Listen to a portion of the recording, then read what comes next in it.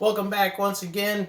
It's me, Mr. Hess, and I'm here to show you Section 2 of Chapter 7. So Section 7-2 is titled Exploring Similar Polygons.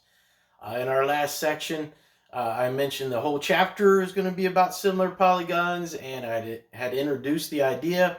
So today, in this section, we're going to look at that idea even more in depth.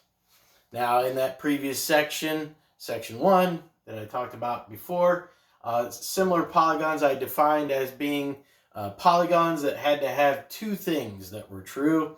Let's see if you can remember those two things. And I'll give you a hint. One of them has to do with the angles in the figure, and the other has to do with the sides in a figure. Okay, and let's start with the angles. If two polygons are going to be similar, which remember is just a fancy way of saying that one might be a shrunken or enlarged version of the other. Their angles then have to still be the same. So they should still have congruent angles. Technically I really should be saying here they should have congruent corresponding angles. Okay? So when I talk about the angles and the sides here, I'm always talking about corresponding angles, corresponding sides. Okay, so as for the side lengths though, if you're going to have two polygons be similar to each other, the side lengths in no way could be the same. Even though the angles do match, sides cannot. After all, we said one's going to be an enlarged version or a shrunken version of the other. So the side lengths, instead of being congruent, are going to have to be, and we mentioned this in our last section, proportional. Proportional, meaning that they should all have the same ratio. Okay? All right, so let's jump into a problem now. You're going to have a couple of these on your homework as well, where they're going to give you a couple of polygons. In this case, a couple of triangles, although I could easily upgrade this to quadrilaterals, pentagons, and so on. Any polygon will work here, but in this case, it's triangles. And I want to know if these two triangles are similar. So I need these two things to be true. If they are going to be similar, I need it to have congruent angles and proportional sides. So let's take a look at the angles. When I look at my figure here, I notice that there's a right angle here, there's a 72-degree angle here, and this angle is missing. Now, even though that angle is missing at the top, we can still find that missing angle just using the fact that we know in a triangle, all three angles have to add up to 180. So if I take away both the 90 and the 72 from the 180, whatever's left should be this top angle up here. And if we do the math here, this should come out to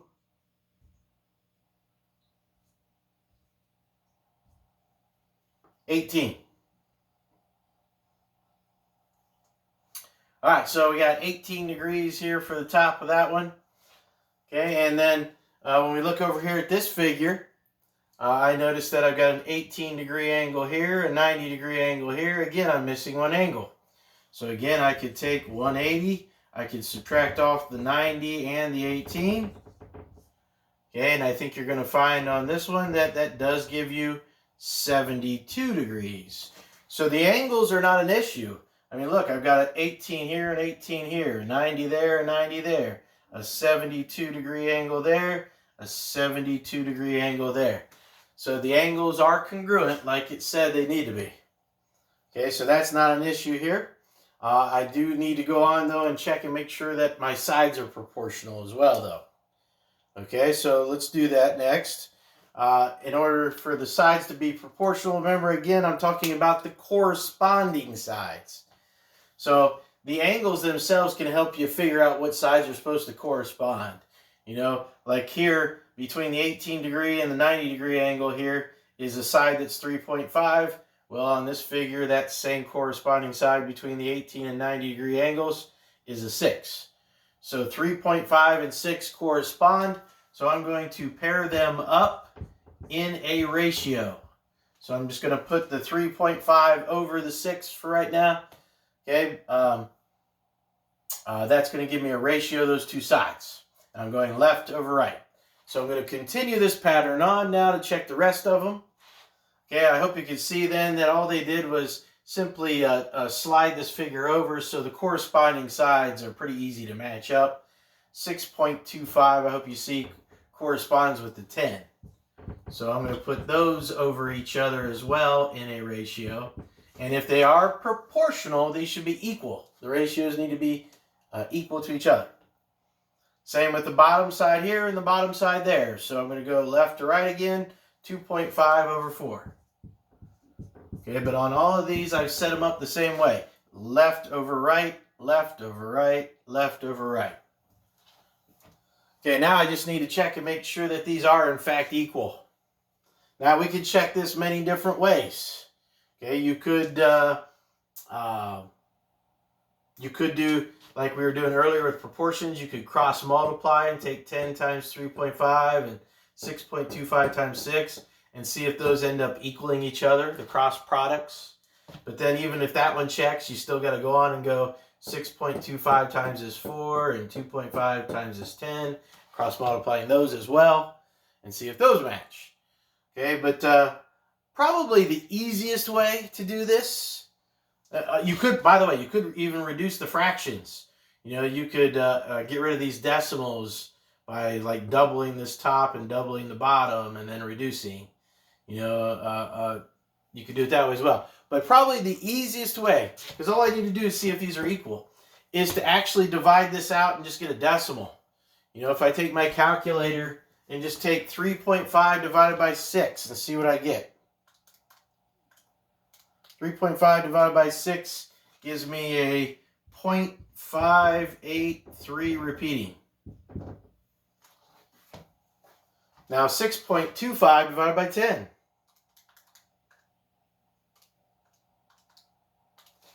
That gives me 0.625. You could already see that's not a match. Okay, just out of curiosity, let's see what this last one was. Even though I don't need to go any further, it's already a mismatch.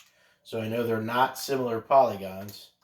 But if I divide 2.5 divided by 4, it also gives me a 0.625. So the only one that was off was right here. You know, there was something wrong with one of those sides of the 3.5 and the 6. That they gave me a ratio different than 0.625 like the rest of them did. Okay, so that's probably the easiest way to check those. And in the end, we found that no, these two figures are not similar. You want to know if they were similar, and they're not. Sides are not proportional. All right, now, I want to look at that a little more in depth about similar polygons.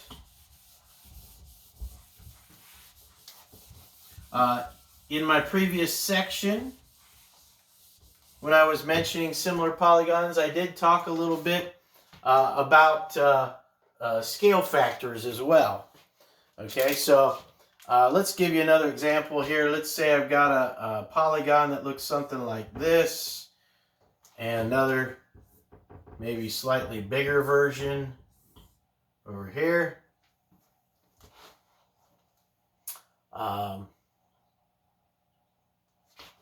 Here, let me try that again.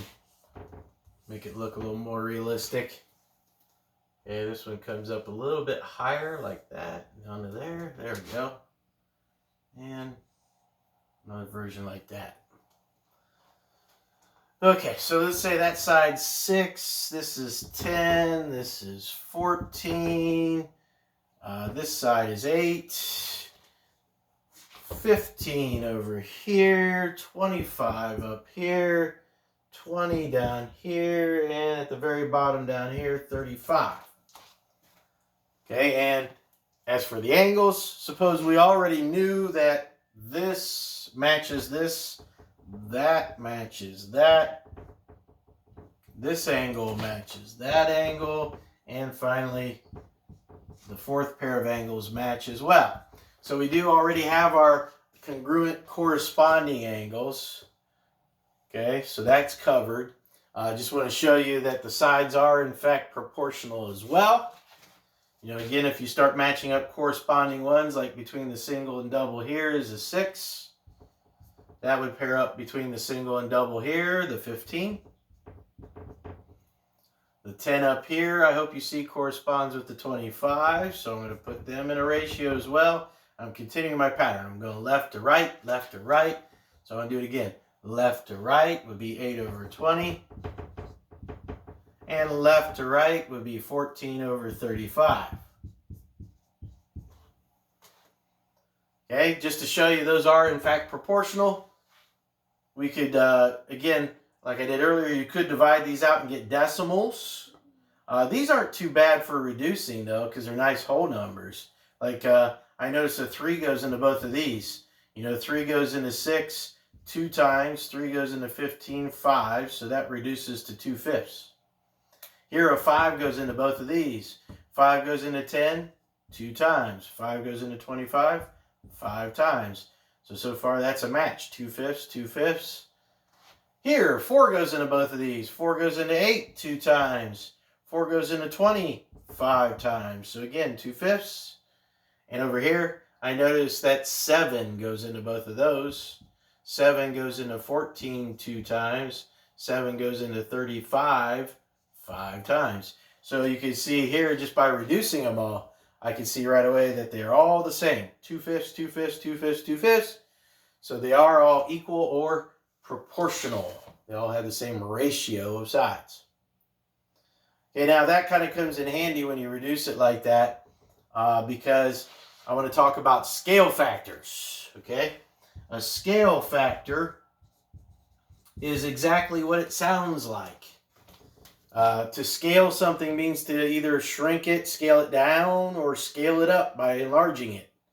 Okay, that's what this chapter's been all about. When we talk about similar polygons, we're taking a figure like here. They took this one and scaled it up. They made it bigger when they went left to right, at least. There's always two ways of looking at it, though. You could look at this same problem and say, well, what if this was the original figure, the bigger one? In which case now you could say the one on the left here is a shrunken down version of it. So there's always two scale factors for every problem depending on how you look at it. Are you looking at it as being blown up, or are you looking at it as shrinking down to the smaller one? Okay, so a scale factor then is found by figuring out what you would have multiplied by, because a factor is a number you multiply by. Okay, so I hope you understand that if you're looking at this as something that's being blown up or enlarged, then your scale factor that you would use here is going to be a big number that would have to increase the size of all the side lengths. Okay, so in that case, your scale factor would be a number bigger than 1. So any scale factor that is bigger than 1 is going to enlarge things, make them bigger.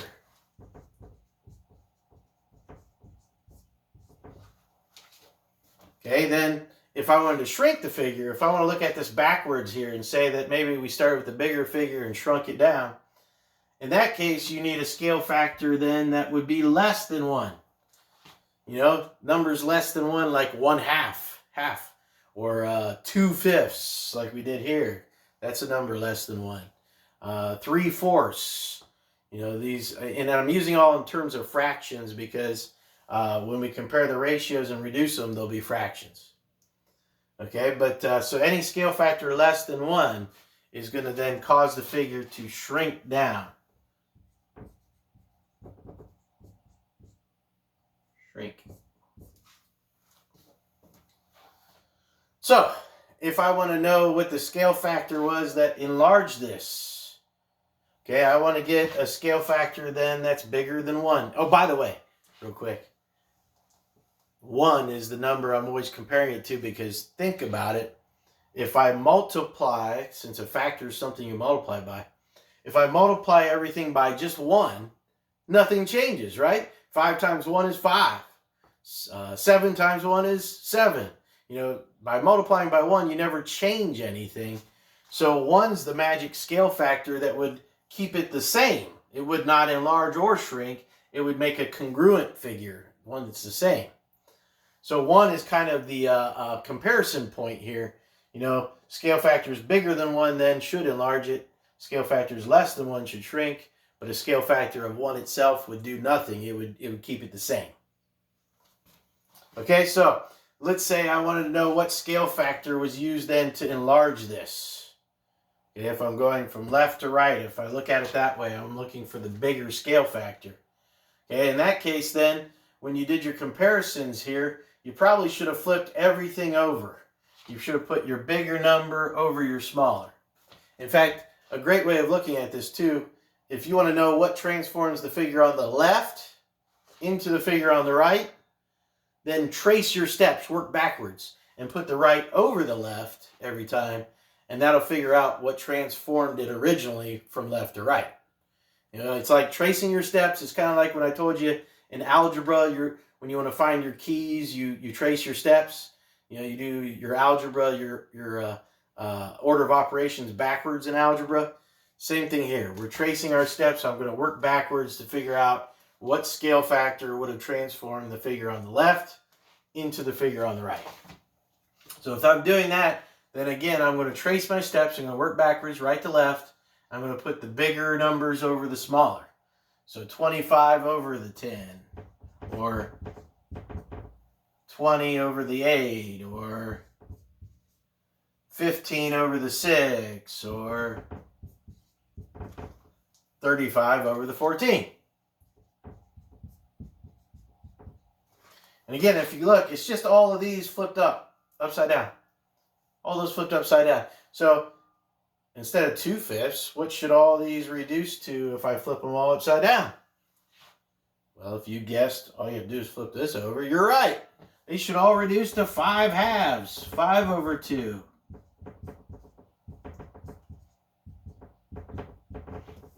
And after all, 5/2, 5 over 2.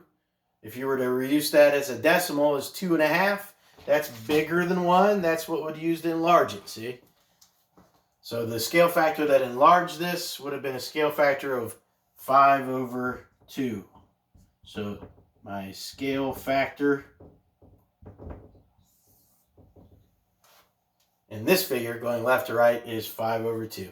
Okay, but again, you could look at it two different ways. Maybe they would ask you then instead, hey, what's the scale factor that was used to shrink it down to the smaller one?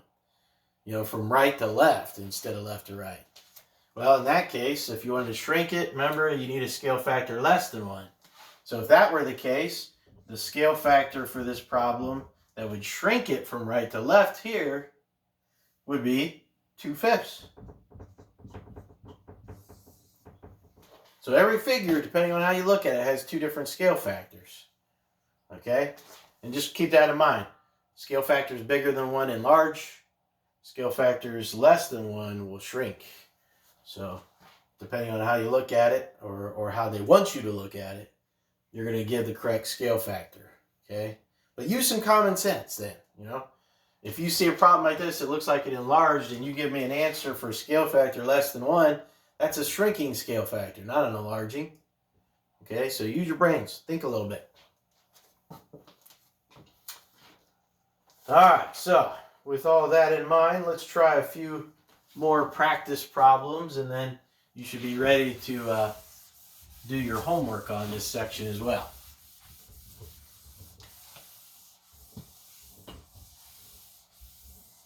All right, so for this next one here, let's say that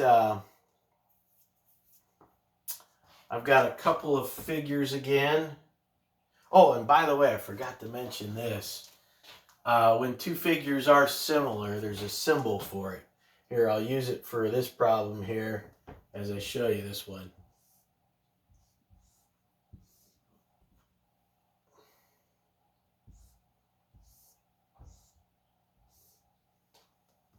So let's say this figure is called A, B, C, D, and then maybe this one over here is E, F, G, H. And if the two figures, if it just is a simple slide or translation here, they just maybe shrunk this down a little bit and slid it over, then they would write that they're similar by putting this. They would say this figure, A, B, C, D, is, and there's the symbol for similar. It's the same as a congruent sign, but of course they're leaving off the equal part because after all, the figures are not equal. They're just similar. So that's how they do that. They take away the equals from the congruent symbol, and that now is the symbol for similar. So A, B, C, D is similar to E, F, G, H in this picture. And even the order of those letters is important. You know, by simply writing that, now I'm saying that the first letter here and the first letter here should be corresponding vertices, which means their angles would match. So angle A in this picture should match angle E, and then B should match F. And then C should match G, the third and third there. C matches G. And finally, D should match F.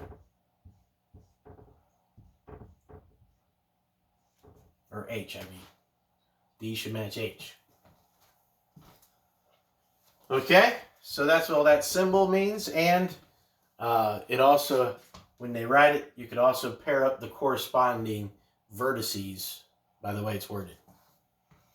All right, so now let's say we know this is true then. We know that those two figures are similar, and they're going to ask you different questions. You know, they want you to find the scale factor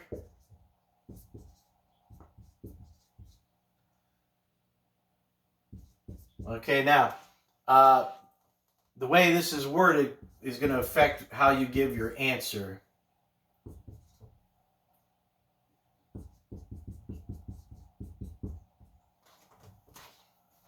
Okay, do you see on this one how they use the word to?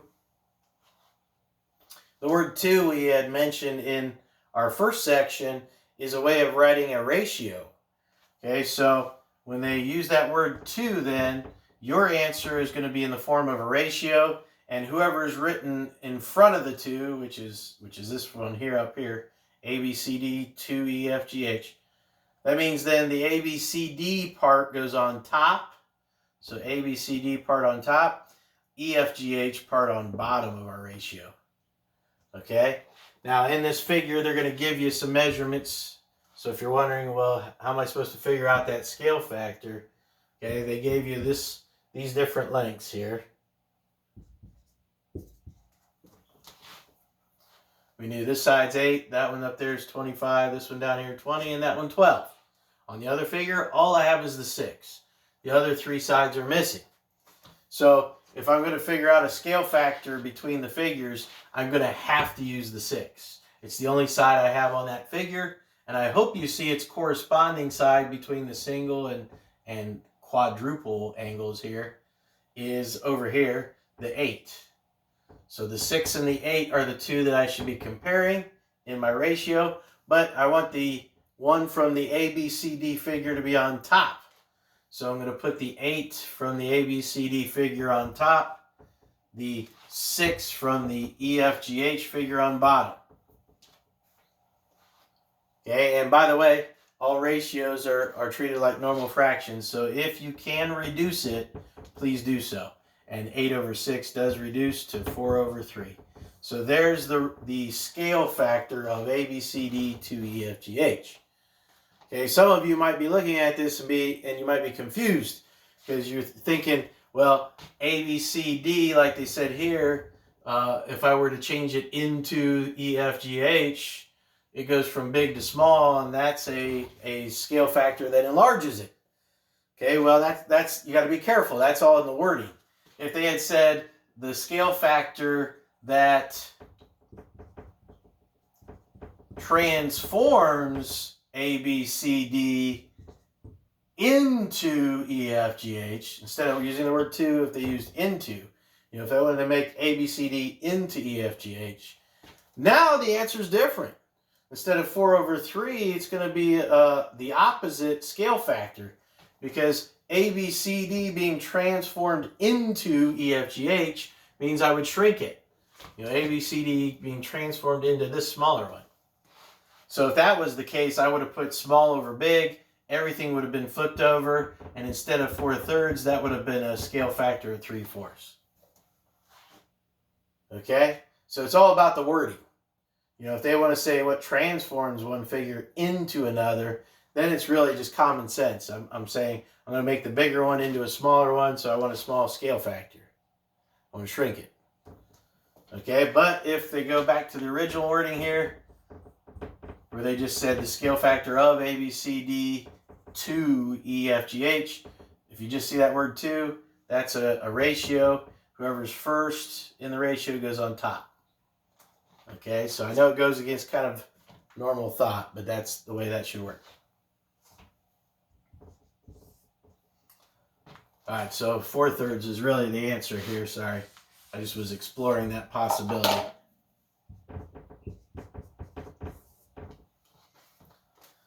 Okay, so some other things they might have you find. They might say, okay, let's have you find some missing lengths like EF.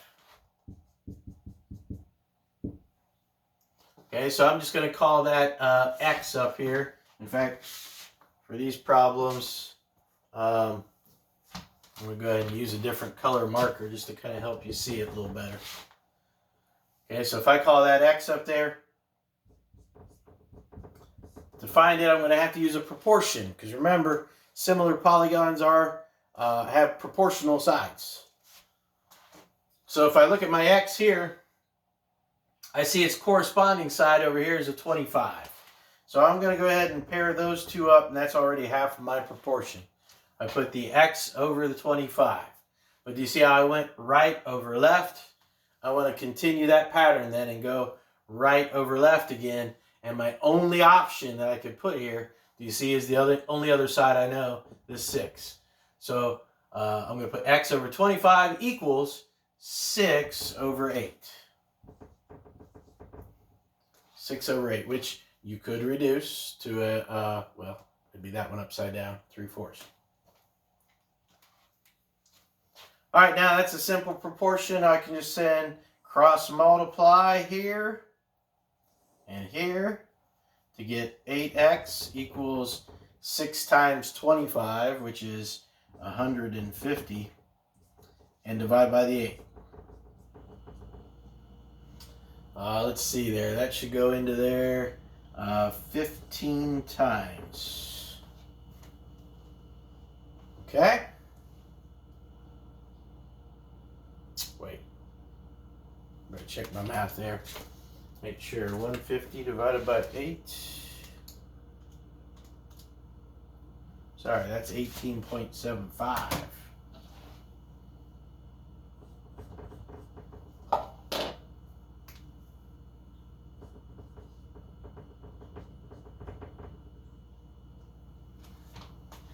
All right, so there's that missing side. This one was 18.75. And we could keep doing this. Do you see we can find the other 2 missing sides as well? So we're going to do that. We're going to call this next one Y here. And we're going to do that again. This will be our problem number 3. We'll find FG.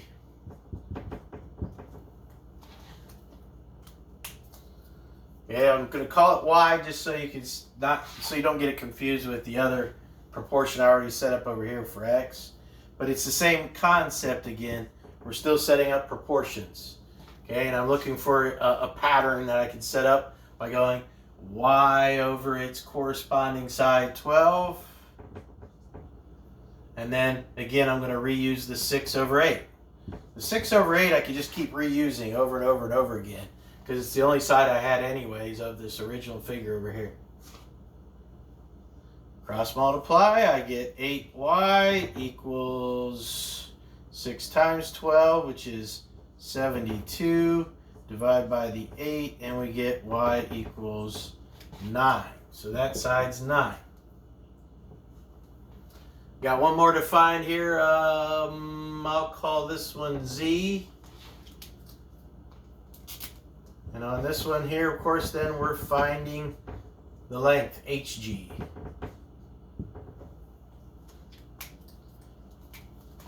Now, you don't have to always put your variable on top of the proportion. As long as you're consistent in your setup, it's going to work.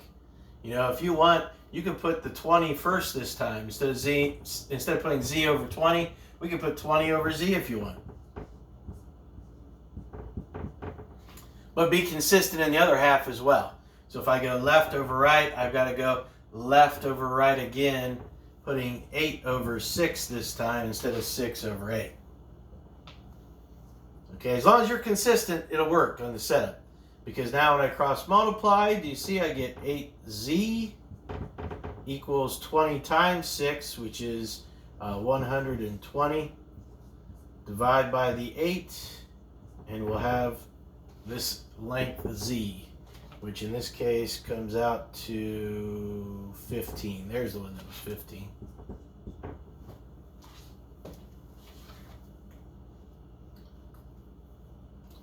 Okay, on a problem like this, besides having you find those side lengths, okay, sometimes they may even go on to have you find different perimeters. You know, now that I have those side lengths, I'm going to erase my work down here to give me some room to write yet again, but I want to show you what I'm talking about. Okay, they may bring the focus now into the perimeters. So they might ask you to find the perimeter of, this is problem 6, I think, but find the perimeter of, let's say, well, they'll have you find this one first, maybe, A, B, C, D. And then after that, we're going to find the perimeter of the other figure, E, F, G, H.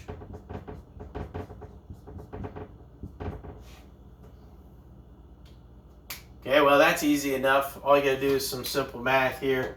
You know, for the first perimeter, we're just adding up all the sides. So there's an 8, a 25, a 12, and a 20. Let's see, 5 carry the 1, 4, 6. There's 65 for that perimeter. Okay, we do the same for this figure, only this time you're adding a 6, an 18.75, a 9, and a 15.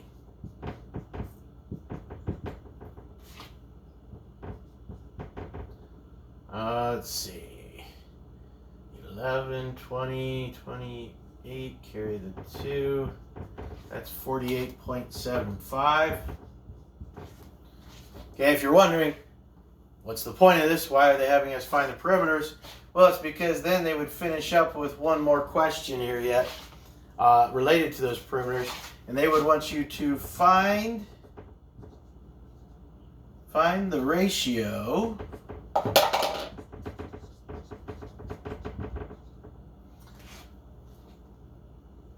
of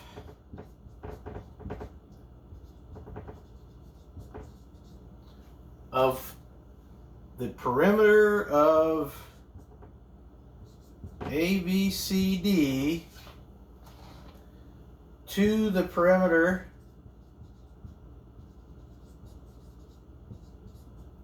of E, F, G, H. So find the ratio of perimeter of A, B, C, D to the perimeter of E, F, G, H. Now they use that word to. As I mentioned earlier, that means we're going to be writing a ratio and we're going to be putting on top the first, whoever's listed first in front of the word to. So put the perimeter of A, B, C, D first on top. You can see that was that first one we found right up here on number 6. That's the 65. The second perimeter, E, F, G, H, we're going to put on bottom. That's the 48.75. And at first glance, you may think, well, there's nothing special about that, whoop-de-doo. Well, when you write a ratio, you're never supposed to leave a decimal, by the way, in a ratio. Okay, so you should reduce this. Yeah. Okay, and probably the easiest way to do this is let your calculator do all the work. You know, if you were to take this 65 and actually divide it out like it says here, and divide it by 48.75 on your calculator, you're going to get 1.3 repeating. Okay, now I want to convert this though, because that does me no good. I want to convert that back to the form of a ratio. Okay, so there's a little trick you can do on your calculator.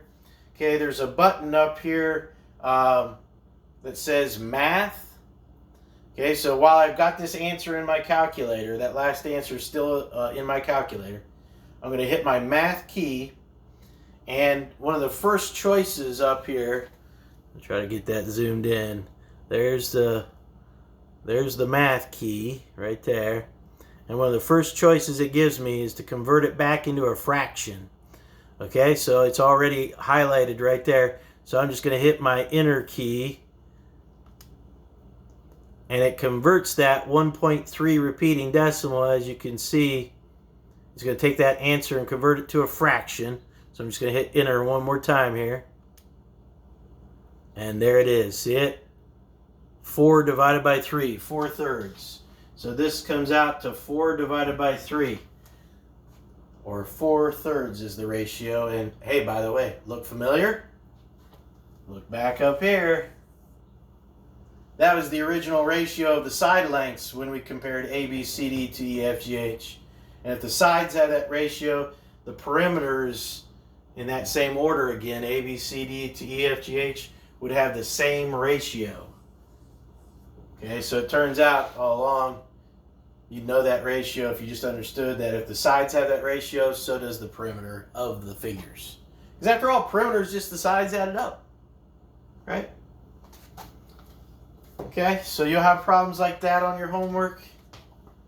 Okay, and then to finish out here, I just want to practice one more problem involving similar polygons again. And on this last one, though, the reason I want to show you this last one too, I'm going to make the picture of it be a little more confusing, though, than all the ones I've been doing. You know, all along I've been keeping it easy on you, and I've been doing stuff like this where I might have said, okay, here's the original figure, and then I'm just simply sliding it over and maybe enlarging it, you know, okay?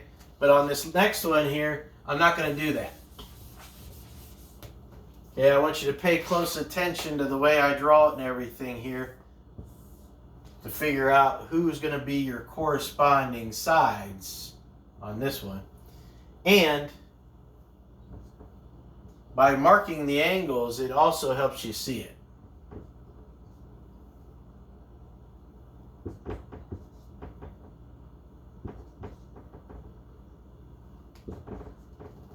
All right, so here's our problem.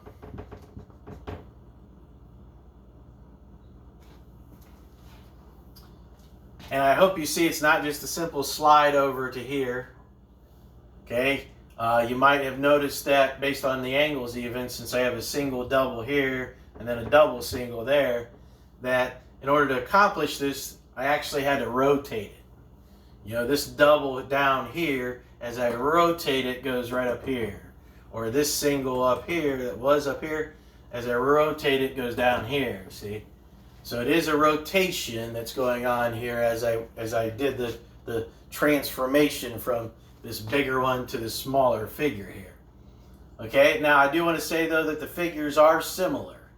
Okay, so the triangles are similar. And of course on a problem like this, I'm going to have you find some missing values. See them right there? I'm going to have you find the X and the Y. Alright, so I already know they're similar. I already noticed it's a rotation. And when it comes to finding side lengths, I know that I have to set up proportions for this. Okay, so the trick is, of course, to pair up the corresponding sides. Okay, so let's say I wanted to find this X first. I notice that it's between the single and then nothing marked at this angle. So between, or sorry, that's a double. So double, nothing. It's in between the double and the nothing angle. Okay, if you look down here, between the double and nothings angles here is the 24. So I know X and 24 are corresponding sides, or again, remember it's a rotation, so whatever's down here at the bottom, rotate it up to there. So they do correspond. All right, now, I want to fill in the other two spots here with two values of numbers I do know. Okay, so I'm not going to use the Y. At this point, I want to use the 20. Okay, now, X was over here on the far right, so is 20. So I have them both on top. And on bottom I have the 24 from this figure, okay, and I want to put whatever corresponding side that goes with the 20 down here. So when I look at this again, the 20 I notice is between the single and double. Single double here is the 30. So I think, again, that's the best way of looking at it. You know, once you realize it's a rotation, use the angles itself to help identify which parts correspond. So in summary, again, I went X over the 24 and then 20 over the 30. I did the same pattern, right to left, right to left. Okay, now I just have to solve that by cross multiplying. 30x equals 20 times 24, which is 480, divided by 30, and we'll have our x.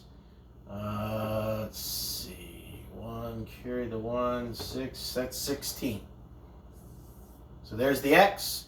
And then do you see we could do this all over again to help us find the y? And again, you don't have to put the x value on top every time.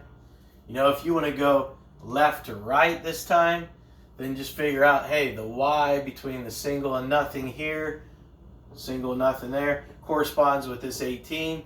So when you go to pair them up, either put y over the 18 or 18 over the y. I don't care which way you started off. If you go 18 over y, though, you're going left over right. Make sure you do the same with the next two here. You'll have to go left over right again. And I would just simply reuse the 20 and 30 since they correspond. So this time, if I went 18 over y, I would put 30 over 20 instead of 20 over 30. It works either way, though. Okay? You can flip both of these upside down, it'll still work. Okay, cross multiply, 30 times y equals 20 times 18, which is 360. Divide that by 30, and you'll have your y. In this case, y is 12. All right, that should be enough to prepare you for your homework in this section, which, by the way, should be on page 351. And that was problems 13, 14, and then 19 through 30. Okay, whenever doing these assignments, some of you I need to remind, please show your work on your algebra. Okay, if you're just putting down answers like x equals 16 or y equals 12 and you're not showing me some work, then I'm assuming that you're just slopping something down to get credit. Okay, so if you want full credit, please show work. If you need any help, if you're having trouble, don't forget you can send me a text to remind. You can email me, or you can catch me during my office hours, which are Monday, Wednesday, and Fridays at 3 o'clock. Check your email for an invite on Zoom for the office hours. Alrighty, so I'll see you again here when I cover section 3 of chapter 7.